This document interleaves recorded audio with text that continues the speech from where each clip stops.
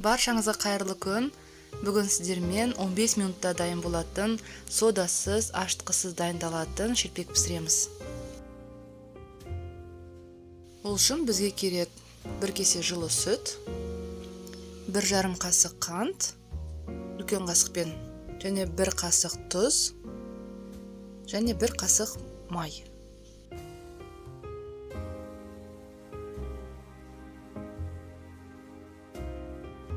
Барлығын араластырып, ұн қосып, жұмсақ қамыр илейміз.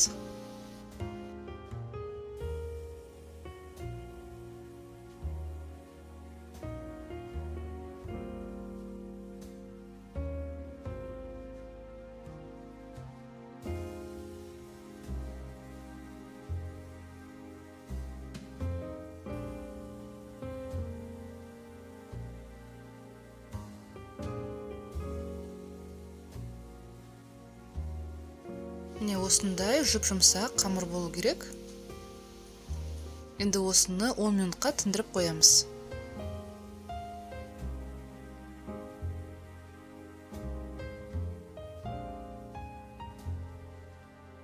Енді 1/7 бөлікке бөліп, жұқалап жаямыз.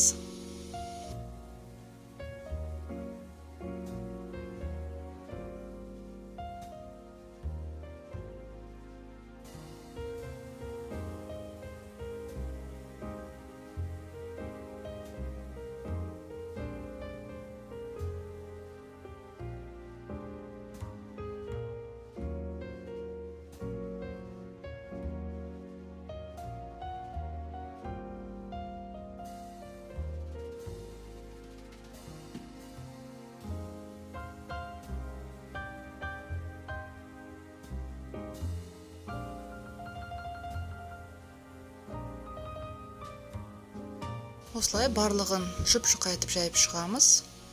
Қалыңдығы шамамен 2-3 мм,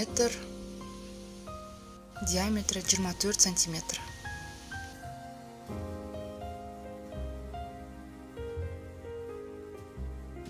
Қызып тұрған майда екі жағынан қуырып аламыз. Ұзақ қуырмаңыздар, шелпек өте жұқа, сондықтан тез піседі. Bir жағын 5-6 секунд қуырсаңыздар жеткілікті.